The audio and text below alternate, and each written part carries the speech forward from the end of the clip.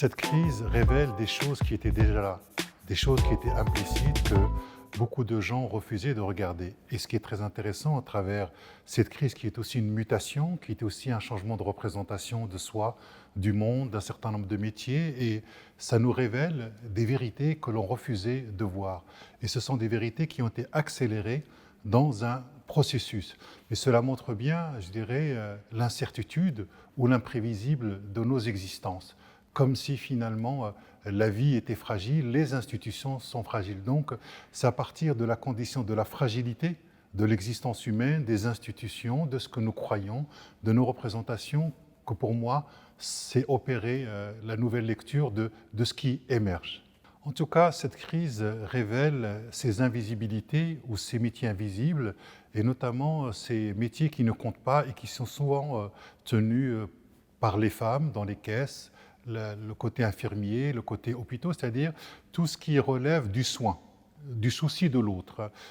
Quand je parle de souci de l'autre, me revient cette citation de Paul Ricoeur dans ce qu'il appelle la visée éthique. Il dit que c'est une vie bonne avec et pour autrui dans des institutions justes. Ce que cela suppose, c'est l'estime de soi, l'estime de l'autre et l'estime des institutions. Et d'un seul coup, beaucoup de métiers ou d'hommes ou de femmes qui étaient inestimés, mais dont la valeur était hautement estimable, se révèlent là-dedans. Mais cela suppose la nécessité qu'on ait un nouveau contrat social, je dirais, dans la société, que ce qui s'est révélé ne soit pas complètement oublié. Mais ça, c'est toute la politique du Caire qui est justement, parce que la politique du Caire, ce n'est pas simplement prendre soin, c'est aussi une éthique, c'est notamment augmenter je dirais, les capacités des gens. Parce que qu'est-ce que c'est que les vulnérabilités? Si ce n'est des capacités des gens qui sont empêchés. Donc comment faire pour que les citoyens deviennent des sujets producteurs de sens et, je dirais, producteurs aussi de capacités?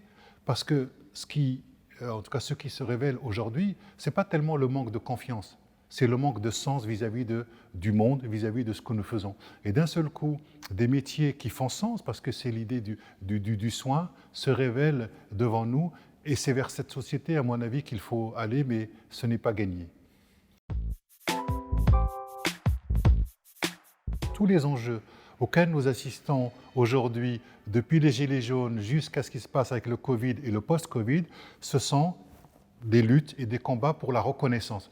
Comment faire pour que le travail de la caissière soit reconnu? Comment faire pour que le travail de l'infirmière soit reconnu? Comment faire pour que le travail des citoyens soit reconnu et le politique soit reconnu? Et même la question du racisme soit reconnue. Parce que je crois que ce dont nous manquons en France, c'est de faire récit. On a une difficulté de créer un récit commun. Donc, faute de créer un récit commun, il faut qu'on mette en commun nos récits. Mais ça, c'est lié à notre héritage, c'est-à-dire que l'identité narrative, au sens de Paul Ricoeur, il faut qu'on puisse l'élargir pour intégrer toutes les mémoires, pour intégrer tous les récits possibles, pour créer ce méta-récit. Et dans ce méta-récit, vous avez de la reconnaissance, ce qui fait que chaque individu français va se reconnaître dans l'histoire que la société française se raconte.